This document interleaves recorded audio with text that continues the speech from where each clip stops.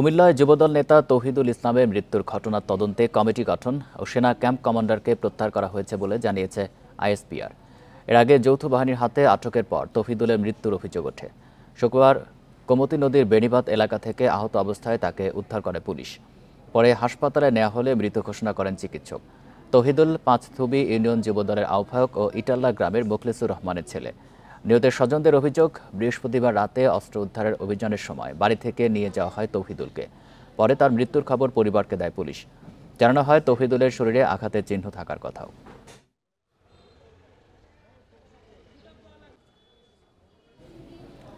কুমিল্লায় যুবদল নেতা তৌহিদুলের মৃত্যুর ঘটনায় জরুরি ভিত্তিতে তদন্তের নির্দেশ দিয়েছে প্রধান উপদেষ্টার কার্যালয়। পাশাপাশি যে কোনো ধরনের হেফাজতে নির্যাতন ও মৃত্যুর ঘটনায় নিন্দাও জানানো হয়েছে। সকালে প্রধান উপদেষ্টার প্রেস উইং থেকে এসব তথ্য জানানো হয়। এতে বলা হয়, জাতীয় জীবনের প্রতিটি ক্ষেত্রে মানবাধিকার সমুন্নত রাখা সরকারের একটি মূল মিশন। দেশের ফৌজদারি বিচার ব্যবস্থা সংস্কারের জন্য সরকার বেশ কয়েকটি কমিশন গঠন করেছে। এসব কমিশনের অধিকাংশই তাদের প্রতিবেদন জমা দিয়েছে। পুলিশের জিজ্ঞাসাবাদ, অপরাধ ব্যবস্থাপনা এবং বিচারিক পদ্ধতিতে মানবাধিকার লঙ্ঘনের প্রতিটি সুযোগ নির্মূল করার চেষ্টায় অন্তর্বর্তী সরকার রাজনৈতিক দলগুলোর সাথে প্রতিবেদন নিয়ে সংলাপ করবে। আইজি এসব সংস্কার বাস্তবায়নে প্রতিশ্রুতিবদ্ধ বলেও প্রধান উপদেষ্টা প্রেস উইং থেকে জানানো হয়েছে।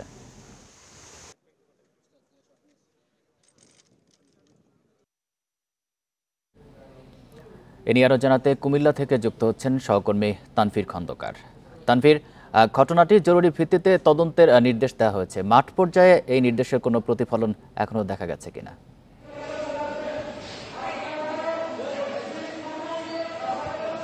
আমরা কিছুক্ষণ আগেই আন্তঃবাহিনী জনসংযোগ পরিদপ্তর অর্থাৎ আইএসপিআর এর যেই সংবাদ বিজ্ঞপ্তি সেটি হাতে পেয়েছি। সেখানে কিন্তু উল্লেখ করা হয়েছে যে গত 31 জানুয়ারি আনুমানিক 3 ঘটিকায় সুনির্দিষ্ট অভিযোগের ভিত্তিতে যৌথ বাহিনীর অভিযানে কুমিল্লার আদর্শ সদর উপজেলা হতে আটককৃত মোহাম্মদ তৌহিদুর রহমান একই দিন 12:30টায় কুমিল্লা মেডিকেল কলেজ হাসপাতালে মৃত্যুবরণ করে। এই অনাকাঙ্ক্ষিত ও দুঃখজনক ঘটনাটি তদন্তের জন্য যথাযথ পদক্ষেপ গ্রহণ করা হয়েছে।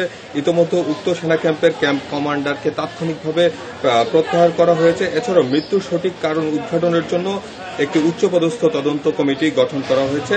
তদন্তে দোষী সাব্যস্ত ব্যক্তিদের বিরুদ্ধে সেনা আইন অনুযায়ী যথাযথ আইনানুগ ব্যবস্থা গ্রহণ করা হবে। তো কিছুক্ষণ আগেই আসলে আইএসপিআর এর পক্ষ থেকে এই সংবাদ বিজ্ঞপ্তিটি হাতে পেয়েছি। আমরা আসলে পরবর্তীতে জানার চেষ্টা করব যে আসলে মাঠ পর্যায়ে এই যে নির্দেশনা সেটি আসলে বাস্তবায়ন হয়েছে কিনা। আর আমরা সকাল থেকে আসলে তৌহিদুলের মৃত্যুর ঘটনাটি নিয়ে আসলে পাঁচথুবির ইটাল্লা এলাকায় দেখেছি যে সেখানে গ্রামবাসী সেখানে মানববন্ধন করেছে, তার পরিবারের লোকজনও কিন্তু সেখানে বিক্ষোভ করেছে। অপরদিকে কিন্তু কুমিল্লা প্রেস ক্লাবের সামনেও একটি বিক্ষোভ এবং মানববন্ধন হয়েছে। সেখান থেকে কিন্তু পরবর্তীতে তৌহিদুলের মরদেহ তার এলাকায় নিয়ে যাওয়া হয়েছে এবং কিছুক্ষণের মধ্যে তার দাফন সম্পন্ন করা হবে বলে আমরা জানতে পেরেছি। তৌহিদুলের পরিবারের পক্ষ থেকে যেটি জানানো হয়েছে যে গত বৃহস্পতিবার রাতে যৌথ বাহিনীর পরিচয়ে একটি দল তার বাড়ি থেকে তৌহিদুলকে আসলে তুলে নিয়ে যায়। পরবর্তী দিন অর্থাৎ শুক্রবার সকালে গোমতী নদীর বেড়িবাঁধে সে আহত অবস্থায় পড়ে রয়েছে বলে পুলিশ সংবাদ পায় এবং সেখান থেকে পুলিশ তাকে উদ্ধার করে কুমিল্লা মেডিকেল কলেজ হাসপাতালে নেওয়ার পর কর্তব্যরত চিকিৎসক তাকে মৃত ঘোষণা করেন। তো পরবর্তীতে আসলে এই ঘটনাটি নিয়ে স্থানীয় বিএনপি এবং যুবদলের নেতারা আসলে বক্তব্য প্রদান করে এবং তারা এটিতে দুঃখ প্রকাশ করেন এবং পরবর্তীতে আমরা দেখেছি যে গতকাল রাত পর্যন্ত আসলে তৌহিদুলকে নিয়ে বিভিন্ন আইনানুগ ব্যবস্থা গ্রহণ করে পুলিশ। যেমন ময়নাতদন্ত তদন্ত শেষে গতকাল রাতে কিন্তু তৌহিদুলের পরিবারের কাছে মরদেহ হস্তান্তর করা হয়। পরবর্তীতে আজকে সকালে কিন্তু তারা তার দাফনের জন্য প্রস্তুতি নেয় এবং আমরা দেখেছি যে সকালে আসলে ইটাল্লা এলাকায় এবং কুমিল্লা প্রেস ক্লাবের সামনে আসলে দুটি সংক্ষিপ্ত বিক্ষোভ সমাবেশ এবং মানববন্ধন অনুষ্ঠিত হয়। পরবর্তীতে আমরা আসলে আইএসপিআর কাছ থেকে এই সংবাদ বিজ্ঞপ্তির মাধ্যমে আসলে এই ঘটনায় যারা জড়িত তাদের বিরুদ্ধে যে তদন্ত সেই তদন্তের নির্দেশনা সম্বলিত আসলে এই বিজ্ঞপ্তিটি পাই। তো আসলে এই আমরা স্থানীয় বিএনপি এবং যুবদলের নেতৃবৃন্দের সাথে কথা বলেছিলাম। তারা যেটি জানিয়েছেন যে তৌহিদুর রহমান যেই যুবদলের নেতা তার বিরুদ্ধে আসলে আগেও কোনো অভিযোগ ছিল না, তবে তার বিরুদ্ধে কোন অভিযোগের প্রেক্ষিতে এই অভিযান পরিচালনা করা হয়েছে সেই বিষয়গুলো আসলে তারা তদন্ত সাপেক্ষে তুলে এনে যারা এর সাথে জড়িত রয়েছে তাদের বিরুদ্ধে আসলে ব্যবস্থা নেওয়ার কিন্তু দাবি করছেন। তারা কিন্তু গতকালকেও যুবদল নেতৃবৃন্দ বলছেন আসলে সবাই মানবিকভাবেই কিন্তু যে কোনো ধরনের বিচার প্রার্থী যারা তারা কিন্তু সমানভাবে যে কোনো জায়গা থেকে বিচারের জন্য তাদের কথা বলতে পারেন। অর্থাৎ সেক্ষেত্রে তৌহিদুলের যদি কোনো দোষ থেকে থাকে সেক্ষেত্রে তাকেও জিজ্ঞাসাবাদের মাধ্যমে আইনের আওতায় আনা যেত। সেক্ষেত্রে তার সাথে যে অনাকাঙ্ক্ষিত ঘটনাটি ঘটেছে সেই প্রেক্ষিতে তারা তার সাথে জড়িত যারা তাদের বিরুদ্ধে তারা আসলে বিচার দাবি করেছেন। তো এই নিয়ে আসলে সর্বশেষ খবর আমরা যেটি পেয়েছি, কুমিল্লা থেকে তৌহিদুলের মরদেহ তার এলাকা ইটাল্লাতে নিয়ে যাওয়া হয়েছে। কিছুক্ষণ পরেই আসলে তার দাফন সম্পন্ন করা হবে বলে তার পরিবারের পক্ষ থেকে আমাদেরকে জানানো হয়েছে। আর তৌহিদুল পাঁচথুবি ইউনিয়ন যুবদলের আহ্বায়ক ছিলেন। তিনি আসলে জেলা যুবদল অর্থাৎ বিএনপির রাজনীতির সাথে সক্রিয়ভাবেই যুক্ত ছিলেন বলে আমাদেরকে স্থানীয় নেতৃবৃন্দ জানিয়েছেন। তো এই ছিল আমার কাছে কুমিল্লা থেকে যুবদল নেতার মৃত্যুর সর্বশেষ খবর। কুমিল্লা থেকে জানাচ্ছেন সহকর্মী তানফির খন্দকার। কুমিল্লায় যুবদল নেতার মৃত্যুতে নির্যাতনের অভিযোগ তুলেছেন বিএনপির সিনিয়র যুগ্ম মহাসচিব রুহুল কবির রিজভী। এই ঘটনায় উদ্বেগও জানান তিনি। অন্তর্বর্তী সরকারের আমলে এমন ঘটনা দুঃখজনক বলেও মন্তব্য করেন রিজভী। রাজধানীর ভাসানী মিলনায়তনে এক অনুষ্ঠানে রুহুল কবির রিজভী বলেন, জনগণ যখন সুষ্ঠু নির্বাচনের প্রস্তুতি নিচ্ছে, আবার কেন বিচার বহির্ভূত হত্যার ঘটনা ঘটছে? অন্যায় করলে এর বিচার করবে আদালত, আইনশৃঙ্খলা বাহিনী নয়। এ সময় তিনি বলেন, প্রতিটি মন্ত্রণালয়ে যদি বৈষম্য বিরোধী ছাত্র আন্দোলন একটা করে কমিটি দেয় তা ভালো হবে না, রাষ্ট্র এলোমেলো হয়ে যাবে। এটা হলে ব্যবসায়ীরা তাদের পেছনে টাকার বস্তা নিয়ে ছুটবে। ছাত্রদের কাজ তাদের ক্যাম্পাসের নিরাপত্তা নিশ্চিত করা। রিজভী আরও বলেন, শেখ হাসিনার মাধ্যমে ভারত তাদের এজেন্ডা বাস্তবায়ন করেছে। এখন সেটা হচ্ছে না বলে বাংলাদেশের মানুষের বিরুদ্ধে, সেনাবাহিনীর বিরুদ্ধে অপতৎপরতা চালাচ্ছে ভারত। কুমিল্লার যুবদলের একটা ছেলেকে ধরে নিয়ে গিয়ে তাকে যখন ফেরত দিচ্ছে আইন শৃঙ্খলা বাহিনী, তখন তাকে মৃত ফেরত দিচ্ছে। তো ডক্টর ইউনূস সাহেবের আমলে এই ঘটনা ঘটবে কেন? তার সময় যদি শেখ হাসিনার সরকারের বিভিন্ন দুষ্কর্ম এবং অত্যাচারের পুনরাবৃত্তি হয়, তাহলে তো হোঁচট খাবে জনগণ। প্রণয় ভাঙতেও ইফতেখার আলম সৌরভকে রাখা হয়েছিল আয়নাঘরে, আর এই কাজে যুক্ত ছিলেন একাধিক গোয়েন্দা সংস্থার সদস্য। সৌরভ বিগত আওয়ামী লীগ সরকারের স্বরাষ্ট্র প্রতিমন্ত্রী সোহেল তাজের ভাগ্নে। তার দাবি 2019 সালে 2 ধাপে 12 দিন ছিলেন আয়নাঘরে। শেখ পরিবারের এক সদস্যকে দিয়ে এই কাজ করান সালে আজাদ চৌধুরী। 2019 সালে গুলশানে এক বন্ধুর বাসায় থাকতেন সৌরভ। মে মাসের এক রাতে ঘুমের প্রস্তুতি নিচ্ছিলেন। এ সময় বাসা ঘিরে ফেলে একদল লোক।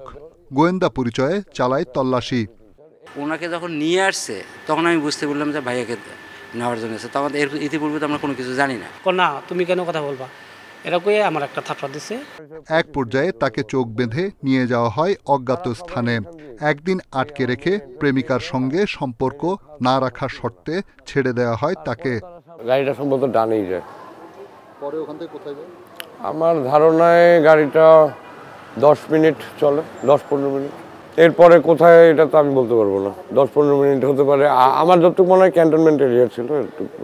এখানেই শেষ নয়, পরের মাসে চট্টগ্রামের মিমি সুপারমার্কেট এলাকা থেকে আবারও তুলে নেওয়া হয় সৌরভকে। এবার আটক রাখা হয় 11 দিন। গান মাথায় ট্যাগ দিয়ে ওই ইন্টারোগেশন টাইমে ফাঁকা বুলেট শুট করতো, মানে ফাঁকা গুলি শুট করতো, এরকম দেখাইতো আর কি। তো ওই সময় আপনি নিজেকে কোয়েশ্চেন করবেন যে ওইটার পরে যে আপনি কি এখন বেঁচে আছেন না আপনি এখন আপনার সোল আপনার এটা দেখতেছে, মানে are you alive or you're dead, your soul. সৌরভের খোঁজ জানত না পরিবার। মামা সাবেক স্বরাষ্ট্র প্রতিমন্ত্রী তানজিম আহমেদ সোহেল তাজ যোগাযোগ করেন সরকারের সর্বোচ্চ মহলে, কিন্তু কাজ হয়নি। পরে সংবাদ সম্মেলনে অভিযোগ করার পরের দিন ছেড়ে দেয়া হয় সৌরভকে। আমার লক্ষ্য ছিল আমার ভাগিনাকে জীবিত ফিরিয়ে আনা, এবং আমার যতটুকু ক্যাপাসিটি ছিল, কারণ আমার মামাতো বোনকে ইয়াসমিন আপাকে আমি কথা দিয়েছিলাম আমি ফিরিয়ে আনবো। সৌরভের দাবি 5 আগস্টের আগ পর্যন্ত নানা হুমকি আর নজরদারির মধ্যে ছিলেন তিনি। এ ঘটনায় অভিযুক্ত ব্যবসায়ী সালে আজাদ চৌধুরীর বাসায় গিয়ে জানা যায় তিনি দেশ ছেড়েছেন আগেই। জুয়েল সাহেব ছিল, শেখ জুয়েল, ওনারা তো অনেক আগে চলে গেছে। ওনারা আগে চলে গেছে, ওই যে 5 তারিখের আগেই চলে গেছে। 5 তারিখের আগে। আর সালে আজাদ চৌধুরী উনি মাসখানিক হইল। রিশাদ হুদা, ইন্ডিপেন্ডেন্ট নিউজ, ঢাকা। আজ বিকেল 4টার মধ্যে তিতুমির কলেজকে স্বতন্ত্র বিশ্ববিদ্যালয় হিসেবে ঘোষণার আলটিমেটাম দিয়েছে শিক্ষার্থীরা।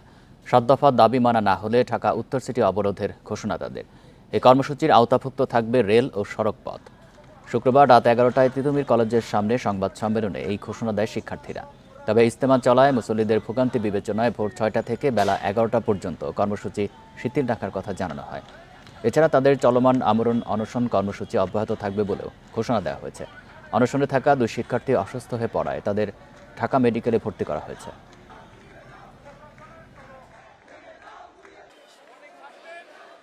অনশনরত শিক্ষার্থীদের 7 দফা দাবি মেনে নিয়ে তিতুমির বিশ্ববিদ্যালয়কে রাষ্ট্রীয় স্বীকৃতি না দেওয়া হলে Barasat barricade two north city কর্মসূচি অনির্দিষ্টকালের জন্য পালন করা হবে। জগন্নাথ আন্দোলন করলে উপদেষ্টারা দৌড়ায় যেতে পারে, আমার ভাই মরতেছে তারা দেখতে আসতে পারে না। শিক্ষার্থীদের স্পন্দন শক্তি সম্পর্কে তাদের ধারণা নেই, এমন অকার্যকর প্রশাসনের দায়িত্বে যারা রয়েছেন তাদেরকে ধিক্কার জানাচ্ছে সাধারণ শিক্ষার্থীরা। বিশ্ব ইজতেমার প্রথম পর্বের আখেরি মোনাজাত কাল সকাল 9টায়। পরিচালনায় থাকছেন মাওলানা মোহাম্মদ জুবায়ের। আর রাত 12টা থেকে কয়েকটি সড়কে বন্ধ থাকবে যান চলাচল। এদিকে ইজতেমার দ্বিতীয় দিনেও লাখো মুসল্লির ঢল টঙ্গীর তুরাগ তীরে। শনিবার ভোর থেকেই ঘন কুয়াশায় ঢাকা টঙ্গীর তুরাগ তীর, সঙ্গে হিমেল হাওয়া।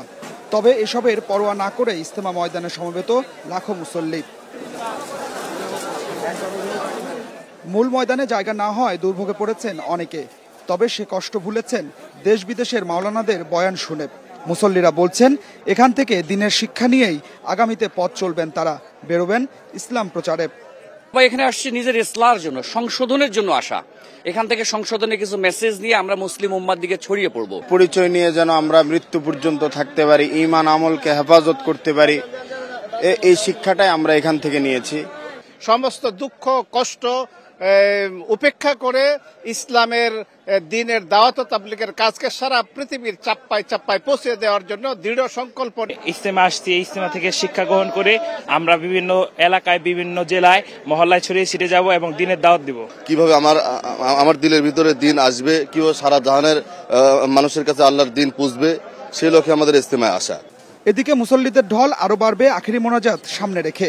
সেজন্য কামারপাড়া থেকে আব্দুল্লাহপুর ও আব্দুল্লাহপুর থেকে ভোগড়া বাইপাস পর্যন্ত বন্ধ থাকবে যান চলাচল। মোনাজাতের সময় আমরা ভোগড়া বাইপাসে ডাইভার্ট করে দিব, আমরা দৌড়ের এখানে ডাইভার্ট করে দিব, আমরা 300 ফুটে এখানে ডাইভার্ট করে দিব। এই 2-3 জায়গায় যখন আমরা গাড়িগুলো ডাইভার্ট করে দিব, এই মাঝখানে ইজতেমার যে অঞ্চলটুকু সেখানে গাড়ি মুক্ত থাকবে, যানবাহন মুক্ত থাকবে। মানুষ পায়ে হেঁটে যেন এই জায়গায় এসে নিরাপদে ইজতেমার আখেরি মোনাজাতে শরীক হতে পারে, সেই ব্যবস্থাটি আমরা করব। প্রথম পর্বের আখেরি মোনাজাতে অন্তত 50 লাখ মুসল্লি শামিল হবেন বলে আশা শুরাই নিজাম বা জুবায়ের অনুসারীদের। সার্বিক অবস্থা যেটা দেখে মনে হচ্ছে আসলে আমাদের ইজতেমাতে 2 ধাপে অনুষ্ঠিত হচ্ছে। এবার 41টি জেলা এবং ঢাকার একাংশ অংশগ্রহণ করেছে। ইতিমধ্যে টঙ্গীর যে 160 একর জমি আপনারা দেখছেন, পুরা জমি, পুরা মাঠ অথবা পুরা ময়দান যেটাই আমরা বলি, কানায় কানায় আমাদের মুসল্লিদের দ্বারা ভরপুর। এদিকে আখেরি মোনাজাত উপলক্ষে চলাচল করবে 14টি বিশেষ ট্রেন। রোববার আখেরি মোনাজাতের মধ্য দিয়ে শেষ হবে বিশ্ব ইজতেমার প্রথম পর্ব। এরপর একদিন বিরতি দিয়ে সোমবার শুরু হবে দ্বিতীয় পর্বের আনুষ্ঠানিকতা, যার শেষ হবে বুধবার আখেরি মোনাজাতের মধ্য দিয়ে। মুসল্লিরা বলছেন এই ইজতেমা ময়দানে দেশ বিদেশের আলেমদের কাছ থেকে যে বয়ান শুনলেন তা থেকে শিক্ষা নিয়ে বের হবেন ইসলাম প্রচারে। Adilur Rahman, Independent News, Tongi, Gazipur. ইজতেমা ময়দানের আরো খবর জানাতে যোগ দিচ্ছেন সহকর্মী আদিলুর রহমান। আদিলুর, এই মুহূর্তে কি আনুষ্ঠানিকতা চলছে জানাবেন। আর প্রতিবারই তো মুসল্লিদের স্বাস্থ্যসেবার একটা ব্যবস্থা থাকে, এবার কি পরিস্থিতি, কতটা স্বাস্থ্যসেবা তারা পাচ্ছেন?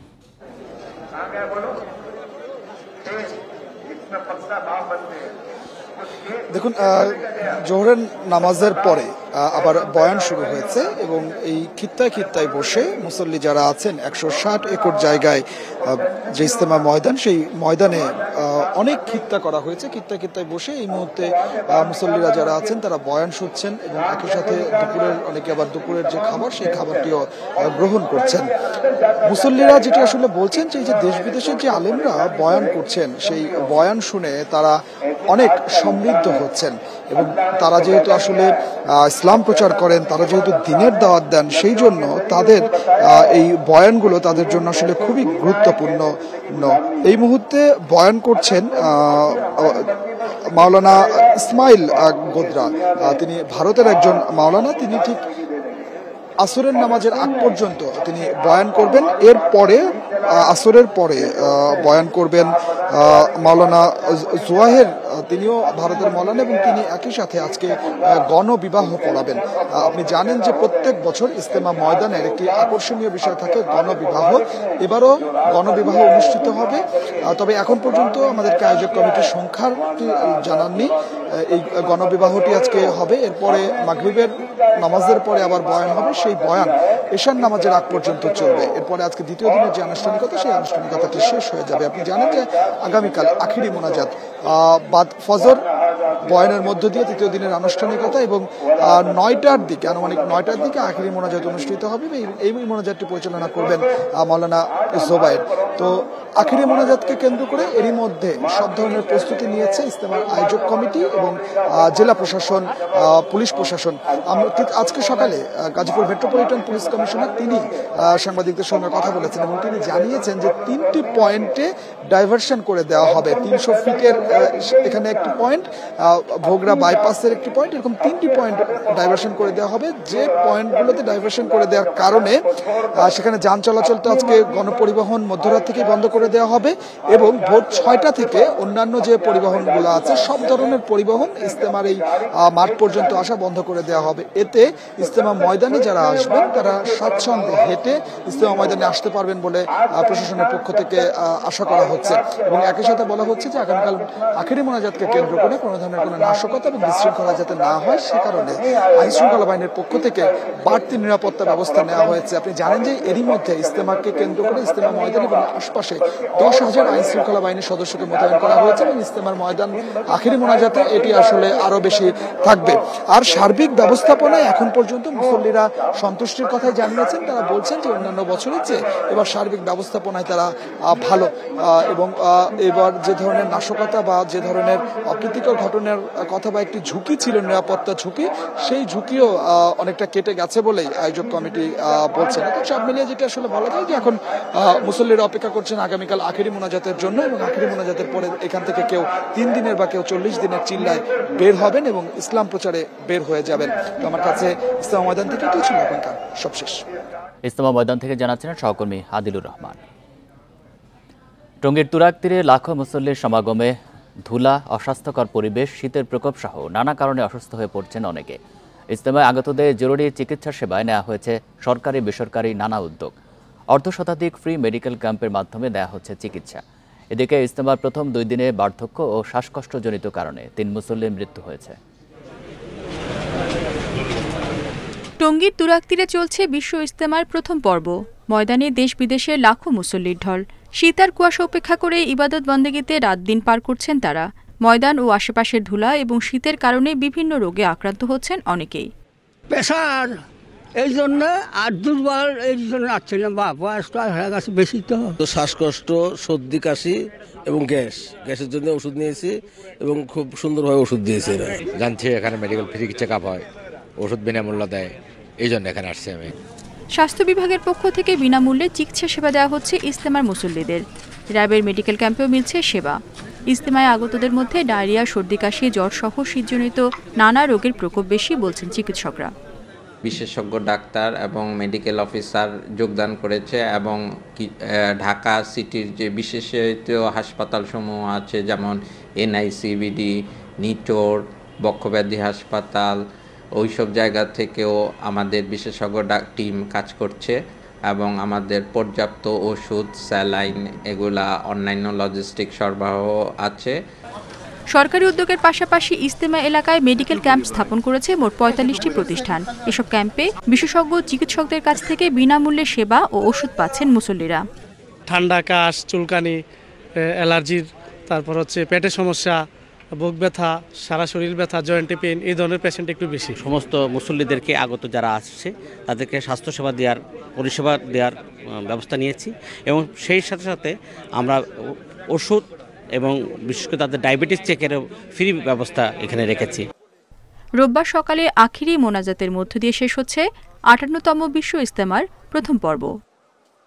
Independent news. বাড়তি ভ্যাটের প্রভাব পড়েছে বিভিন্ন পণ্যের বাজারে। দাম বেড়েছে আমদানি করা ফল, তৈরি পোশাক, বিস্কুট, জুস ও টিস্যুর। এতে চাপে পড়েছেন স্বল্প আয়ের মানুষ। ব্যবসায় নেতিবাচক প্রভাব পড়ার শঙ্কায় উদ্যোক্তারা। এমন পরিস্থিতিতে সরকারকে ভ্যাটের হার পুনর্বিবেচনার আহ্বান তাদের। তাগিদ দিয়েছেন করের আওতা বৃদ্ধির ওপর। তুলনামূলক কম দামে ফল পাওয়া যায় রাজধানীর কারওয়ান বাজারে। তাই পরিবারের জন্য কিনতে এখানে এসেছেন বেসরকারি প্রতিষ্ঠানের কর্মী আব্দুস সালাম।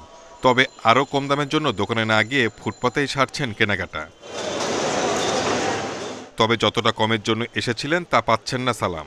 সম্পূরক শুল্ক 20 থেকে 30% হওয়ায় বেড়ে গেছে আমদানি করা ফলের দাম।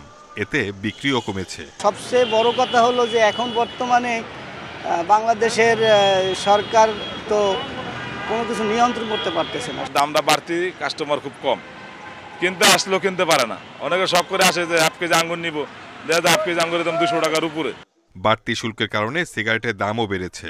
বিপণন প্রতিষ্ঠানগুলোর দাবি, এতে নকল পণ্যের সয়লাভ হতে পারে বাজার, প্রতারিত হবেন ভোক্তারা। 73% যদি একটা সিগারেট থেকে ব্যাড নেয় তাহলে এটা আসলে কিছু বলার নাই। আর অন্তর্বর্তী সরকারের আমার মনে হয় এটা ভাবনা চিন্তা করা উচিত এই বিষয়গুলো নিয়ে।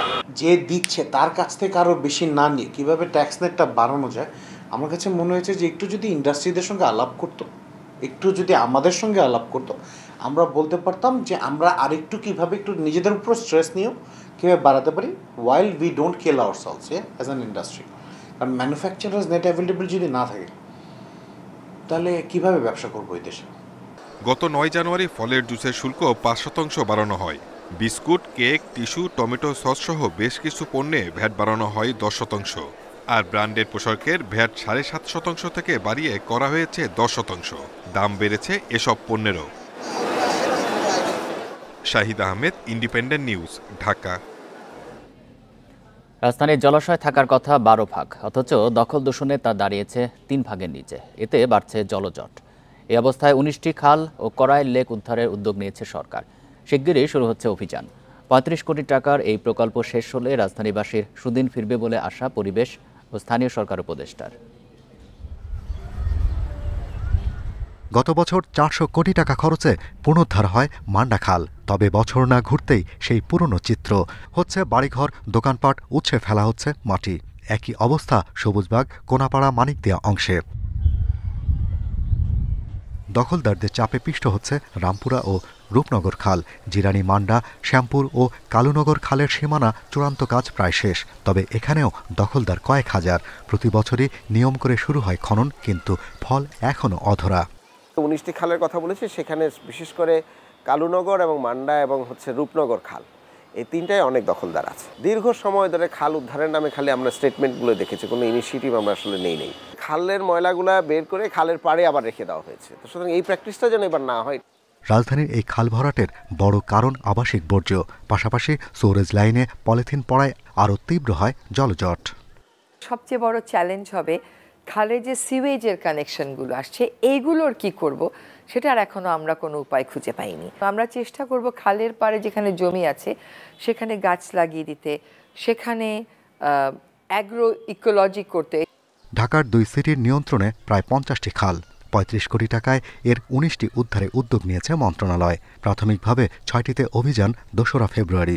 কয়েকটা মন্ত্রণালয় যৌথভাবে কার্যক্রমটা নিয়েছে, যেটা আগামী 2 তারিখ সকালবেলা উদ্বোধন হবে আপনার বাউনিয়া খাল এলাকা। 6টা খাল প্রথম পর্যায়ে নেওয়া হয়েছে, এর মধ্যে ঢাকা নর্থের 4টা এবং ঢাকা সাউথের 2টা।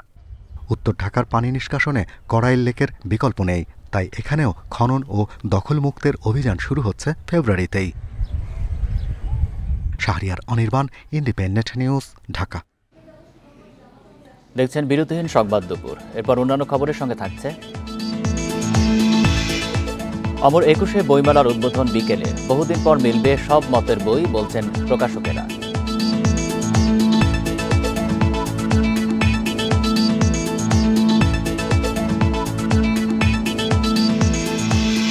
পঞ্চগড়ে টানা 4 দিন ধরে বয়ে যাচ্ছে মৃদু শৈত্যপ্রবাহ। সর্বনিম্ন তাপমাত্রা 9.9 ডিগ্রি।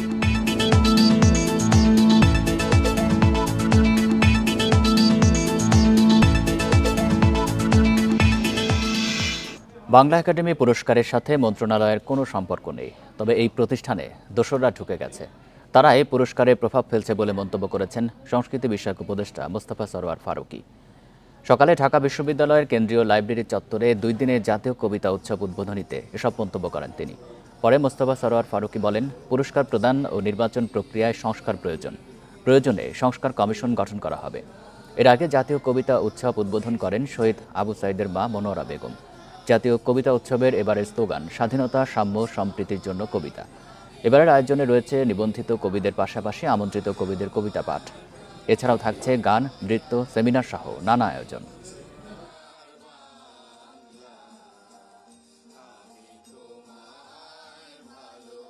স্বায়ত্তশাসনের সুযোগের অপব্যবহার করে ফ্যাসিবাদের দোসররাও এখানে ঢুকে গেছে।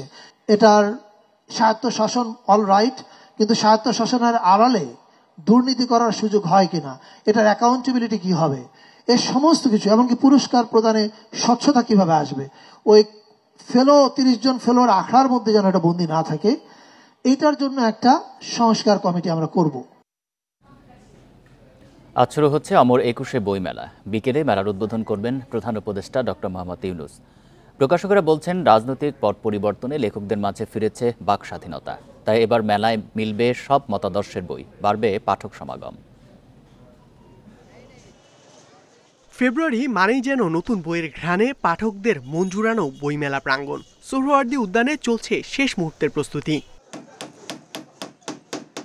স্টলগুলোতে ট্রাকে ট্রাকে আসছে বই, সেগুলো পাঠকদের জন্য সাজাতে ব্যস্ত স্টলের কর্মীরা। কোথাও চলছে রং তুলির কাজ। প্রকাশনীর ধরন অনুযায়ী কেউ ফুটিয়ে তুলছেন গ্রামীণ সংস্কৃতি, কেউ বা আবার ধর্মীয় আদর্শ। গত বছরের চেয়ে 73টি স্টল বেড়ে মোট স্টলের সংখ্যা বেড়ে দাঁড়িয়েছে 708টি। প্রকাশকরা বলছেন, এবার জুলাই অভ্যুত্থানের মধ্য দিয়ে স্বাধীনতা ফিরেছে প্রকাশনা অঙ্গনে। মুক্তভাবে লিখতে পেরেছেন লেখকরাও। আসছে সকল মতাদর্শের বই, তাই পাঠক সমাগম হবে অন্যবারের চেয়ে বেশি। আমরা আশা করি যে এবারের মেলা বিগত 15 বছর যে স্বৈর শাসকের যে মেলাটা ছিল তার চেয়ে একটা ডিলাইটফুল, একটা সুন্দর মেলা হবে। আরও ভিন্ন মতের মানুষদেরকে নিয়ে আমরা আরও ভালোভাবে কিছু দেখতে পারবো। আমাদের যে সৃজনশীল বা ইসলামিক যেটাই আমরা বলি, টোটালটার একটা কম্বিনেশন দেখা যাবে। যেটা আমাদের বাংলা এসব বিশ্ব পরিচয় বইয়ে, যেগুলো আমরা আমাদের থেকে হাইড রাখা হয়েছে, তো এই জিনিসগুলো সামনে আসছে। এদিকে মাসব্যাপী বইমেলায় প্রতিদিনই হাজারো মানুষের নির্বিঘ্ন সমাগম ও নিরাপত্তা নিশ্চিতে কাজ করছে পুলিশ। বাংলা একাডেমি তাদেরকে আমরা রিকোয়েস্ট করছি যে এরকম কোনো বই যেন স্টলে না আসে এবং কোনো বইয়ের ভিতরে এই উস্কানিমূলক কথা লেখা আসে, এটার জন্য ওনারা স্ক্যানিং করে ভেটিং করে স্টলে উপস্থাপন করেন। মেলায় নতুন সাজে সেজেছে শিশু চত্বর। সেখানে অংশ নিয়েছে 74টি স্টল। মিলবে শিশুদের জন্য গল্প, কবিতা ও নানা শিক্ষণীয় বই। প্রতিবারের মতো বইমেলার প্রথম দিনে এবারও অসম্পূর্ণ থাকছে অনেক স্টলের কাজ। তবে জুলাই অভ্যুত্থান পরবর্তী প্রথম এই বইমেলা পাঠকদের নতুন কিছু উপহার দিবে, এমনটাই প্রত্যাশা সবার। ইকরামুল কবির, ইন্ডিপেন্ডেন্ট নিউজ, অমর 21শে বইমেলা, ঢাকা। পঞ্চগড়ে মুহুরীজোত সীমান্ত দিয়ে ভারতে অনুপ্রবেশের চেষ্টার অভিযোগে এক শিশুসহ 3 বাংলাদেশিকে আটক করেছে বিজিবি। শুক্রবার রাতে সীমান্ত এলাকা থেকে তাদের আটক করা হয়। আটককৃতরা হলেন ঠাকুরগাঁও সদরের নিতাই চন্দ্র রায়, তার মেয়ে ভূমিরানী শ্রেয়া ও তেঁতুলিয়ার শিবচন্ডী এলাকার সাদ্দাম হোসেন। বিজিবি জানিয়েছে, গোপন তথ্যের ভিত্তিতে অভিযান চালিয়ে তাদের আটক করা হয়। এ সময় তাদের কাছ থেকে কাঁটাতার কাটার যন্ত্র, 2টি মোবাইল ফোন ও নগদ 20,000 টাকা জব্দ করে বিজিবি।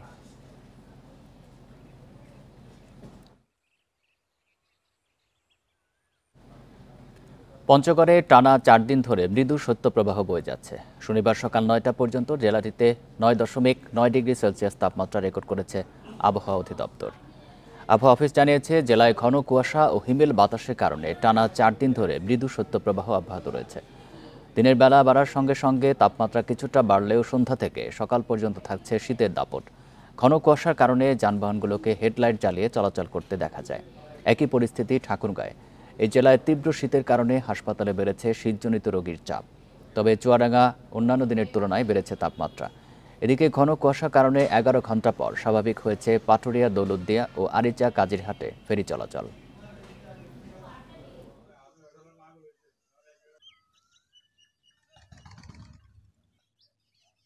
বগুড়া থেকে আসছি। বগুড়া এত শীত নাই, পঞ্চগড়ে শীত কুয়াশা খুব। সকালবেলা খুব ঠান্ডা, আরও উঠলে একটু ঠান্ডা কমে যায় আর কি। চুয়াডাঙ্গাতে সবজি নিয়ে আসি, এর আগে তাপমাত্রা প্রচুর, মানে হাড় কাঁপানো কনকনে শীত অনুভব করছি, কিন্তু আজকে আমরা সেটা কোনো শীতের কোনো বালাই পেলাম না। ঠিক আছে, আজকে শীত। ঘন কুয়াশায় রংপুরের সড়কে দুর্ঘটনার কবলে পড়ে 4টি যানবাহন, এতে কোনো প্রাণহানির খবর পাওয়া যায়নি, তবে আহত হয়েছে অন্তত 25 জন। সকাল 7:30টার দিকে মিঠাপুকুরের গড়ের মাথা মোড় এলাকায় এই দুর্ঘটনা ঘটে। স্থানীয়রা জানান, কুয়াশায় দৃষ্টিসীমা কমে যাওয়ায় দুটি বাস, একটি ট্রাক ও পিকআপ একে অপরকে ধাক্কা দেয়। এতে কয়েকটি পরিবহনের সামনের গ্লাস ভেঙে যায়। খবর পেয়ে ঘটনাস্থলে পৌঁছে দুর্ঘটনা কবলিত গাড়িগুলো সরিয়ে নেয় হাইওয়ে পুলিশ। আহতদের হাসপাতালে ভর্তি করা হয়েছে।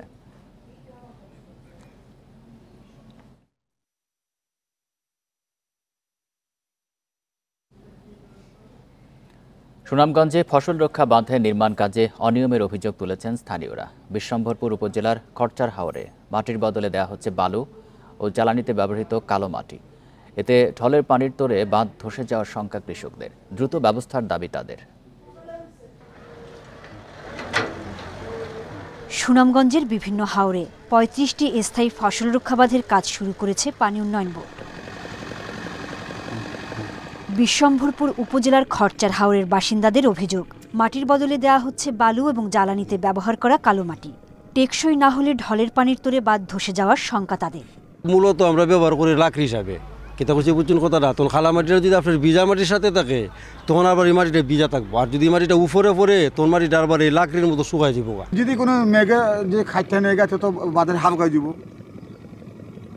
আর এই সাইডে মাটি না পড়ে সুস্থ বাবা।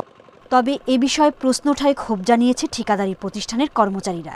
মাটি পাওয়া দিলে তো আর খালা মাটি দিল না, 1-2 গাড়ি খালা মাটি আইছে, বালু মাটি সব মিক্স আইছে, জ্ঞান তো আর সমস্যা না। এদিকে ঠিকাদারি প্রতিষ্ঠানকে এসব মাটি সরিয়ে ফেলতে নির্দেশ দিয়েছে পানি উন্নয়ন বোর্ড। ঠিকাদারকে নির্দেশনা দিয়েছি যে মাটিগুলো সরিয়ে নেওয়ার জন্য, এবং এখন থেকে তারা কিন্তু আর এখন কালো মাটি বা বালু নিয়ে আসতেছে না। তবে আমরা আশা করতেছি মাটির কাজটা আমরা ইনশিওর করে আমরা হাওরকে সুরক্ষিত রাখবো। পাশাপাশি আমাদের যতটুকু সম্ভব আমরা এখানে যে সিসিমূলক আর্মারিং কাজ যেটা সেটাও বাস্তবায়ন করব। খরচার হাওরের রাধানগর থেকে রায়পুর পর্যন্ত 700 মিটার বাঁধ নির্মাণে ব্যয় ধরা হয় 27 কোটি টাকা। চলতি বছরের মার্চ মাসের মধ্যে কাজ শেষ হওয়ার কথা রয়েছে। Independent news.